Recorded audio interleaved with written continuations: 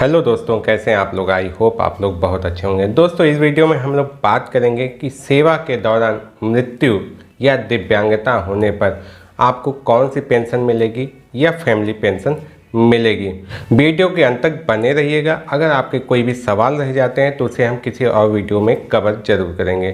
तो चलिए शुरू करते हैं। नमस्कार दोस्तों, मैं कुंवर सिंह आपके अपने चैनल फाइनेंस की पाठशाला में आप सभी का स्वागत करता हूं। दोस्तों, इस चैनल पे हम लोग फाइनेंस से संबंधित डिफरेंट टॉपिक्स पे बात करते रहते हैं, खासकर एनपीएस और ओपीएस पे। अगर आप चैनल पे नए हैं, पहली बार आए हैं, अभी तक आपने चैनल को सब्सक्राइब नहीं किया, चैनल को सब्सक्राइब करके बेल आइकन बटन को प्रेस जरूर कर दीजिएगा और साथ में मेरे मोटिवेशन के लिए इस वीडियो को लाइक भी जरूर कर दीजिएगा।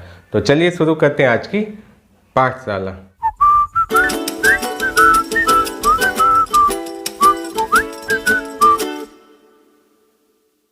दोस्तों, मैं आपको लेकर चलता हूं उस आदेश पर जहां पर कुटुंब पेंशन या निःशक्तता के मामले में पेंशन देने का प्रावधान किया गया है।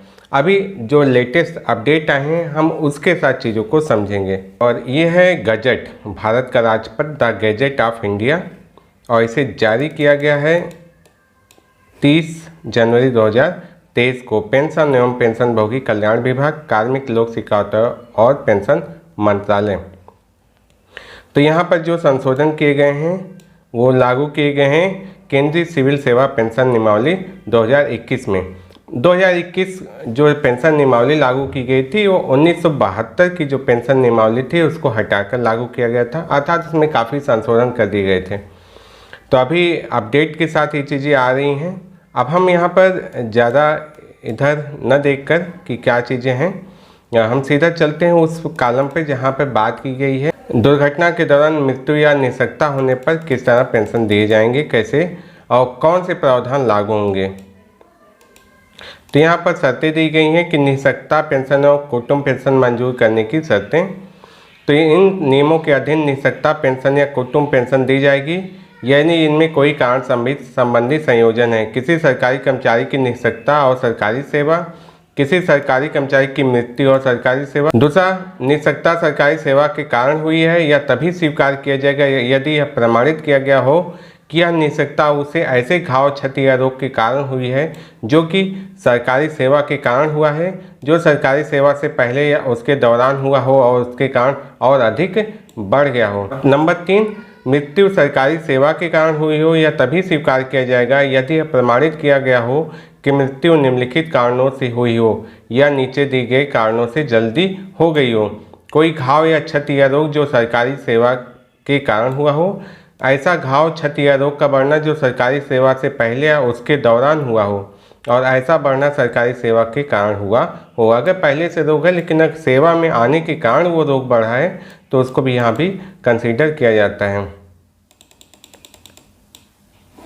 4 नंबर, इन नियमों के अधीन सरकारी कर्मचारी या परिवार की निःशक्तता पेंशन या कुटुंब पेंशन की स्वीकृति के लिए कोई आवेदन जमा करना आवश्यक नहीं होगा।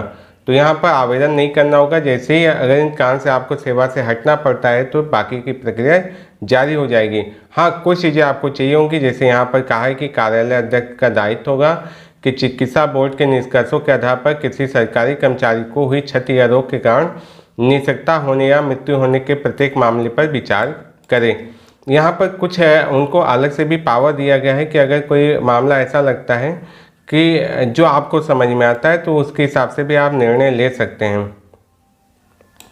और यहाँ पर निःशक्तता पेंशन प्राप्त करें पेंशनभोगी की मृत्यु होने पर इन नियमों की नियम 11 उपनियम 2 के अनुसार कुटुंब पेंशन दे होगी। तो ये जब पेंशन प्राप्त करे कर्मचारी की अगर डेथ हो जाती है तब कुटुंब पेंशन आती है।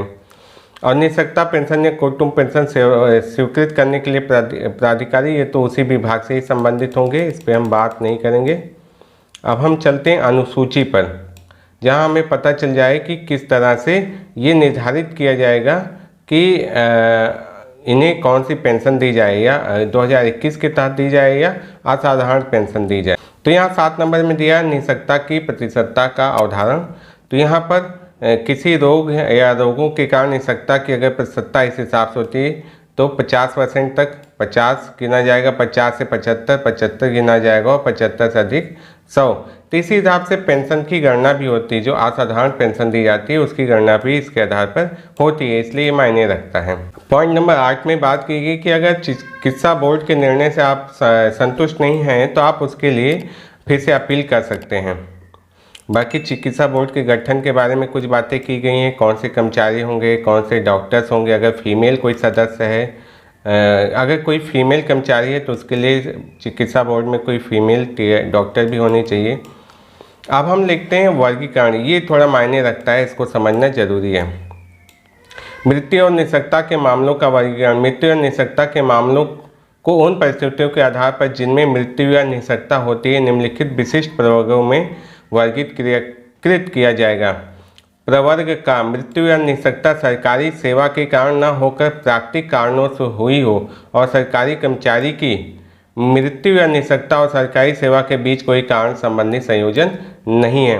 तो देखिए, अगर आप सेवा में हैं लेकिन आपकी जो मृत्यु हुई है वो कोई प्राकृतिक कारण है और आपकी सरकारी सेवा से उससे कोई संबंध नहीं है तो आप प्रवर्ग का में रखे जाएंगे। और ये इसमें आगे बात की गई है कि आप 2021 के जो प्रावधान है पेंशन के उसके तहत पेंशन मिलेगी। और प्रवर्ग खा में क्या है कि सरकारी सेवा में माना जाएगा अगर सरकारी सेवा के कारण रोग बढ़ा हो, प्रतिकूल कार्य वातावरण, व्यावसायिक खतरों, अत्यधिक गर्म या ठंडे की वातावरण की स्थिति और कर्तव्य के दौरान ऐसी दुर्घटनाएं, तो जो ये गाँव खा में ना आए उनसे अगर मृत्यु हुई हो तो वो इसमें शामिल हो। कर्तव्य करते समय अन्यथा सार्वजनिक स्थानों पर आतंकवादियों, उग्रवादियों, सामाजिक तत्वों आदि द्वारा हिंसक कृत्यों के कारण और सरकारी कर्मचारी के विरुद्ध विशेष रूप से लक्षित नहीं, जिसमें सार्वजनिक स्थानों या परिवहनों में बम विस्फोट, लोगों पर अंधाधुंध गोलीबारी करने की घटनाएं आदि भी शामिल हैं।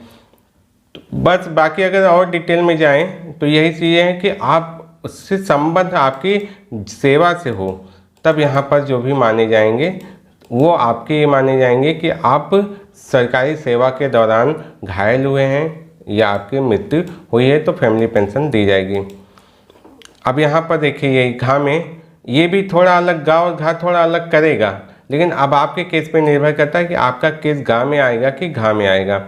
निःशक्तता, निम्नलिखित के परिणाम स्वरूप होने वाली मृत्यु या निःशक्तता, सरकारी कर्मचारी पर आतंकवादी, उग्रवादियों, असामाजिक तत्वों आदि द्वारा हमला। गा और घा में थोड़ा समझना होगा कि एक में है कि आप सेवा के दौरान उपस्थित थे और दूसरे में है कि आप उपस्थित थे और उस समय ये घटनाएं हो गई।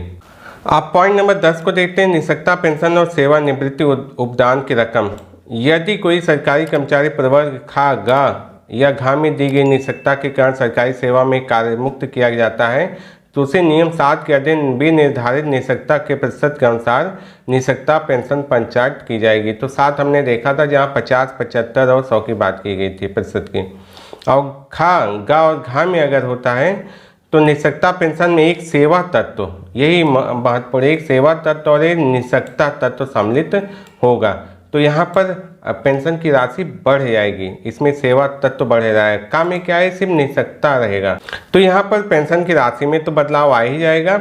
और 2 में कहा गया प्रवर्ग खा और घा के अधीन निःशक्तता पेंशन के सेवा तत्व या निःशक्तता तत्व अर्जित करने के लिए वस्तुतः की गई न्यूनतम आहरक सेवा की कोई शर्त नहीं होगी। अर्थात यहाँ पर जो होता है कि 10 साल आपको होना चाहिए सेवा में, ये चीज़ें आप पे लागू नहीं होंगी। लेकिन ध्यान ये देना है कि अगर यहाँ पर 10 वर्ष से कम है सेवा तो आपको कोई सेवा उपादान जैसे ग्रेजुएटी ये सब चीज़ें शायद ना मिल पाएँ, यही चर्चा की गई है। और पेंशन, निःशक्तता पेंशन 18,000 प्रतिमाह से कम नहीं होगी, तो न्यूनतम आपको इतनी पेंशन मिलनी है।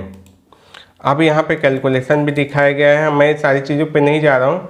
मेरा ध्येय था ये बताना कि अगर आप प्रवर्ग का में हैं तो आपको 2021 के तहत पेंशन मिलेगी, और अगर खा में है और घा में है तो आपके पेंशन के नियम थोड़ा बदल जाएंगे, तो पेंशन राशि भी बदल जाएगी। दोस्तों इस वीडियो में बस इतना ही। नेक्स्ट वीडियो में हम लोग बात करेंगे कि कौन कौन सी बीमारियां, चोट, रोग इसमें शामिल किए गए हैं और उनके कितने प्रतिशत तय किए गए हैं। दोस्तों वीडियो को लाइक जरूर कर दीजिएगा और कमेंट करके जरूर बताइएगा ये वीडियो आपके लिए कितनी हेल्पफुल रही। आपके अगर कोई सवाल है तो कमेंट बॉक्स में जरूर लिखिएगा। मेरी कोई भी वीडियो आपसे मिस ना होने पाए चैनल को सब्सक्राइब करके बेल आइकन बटन को प्रेस जरूर कर दीजिएगा।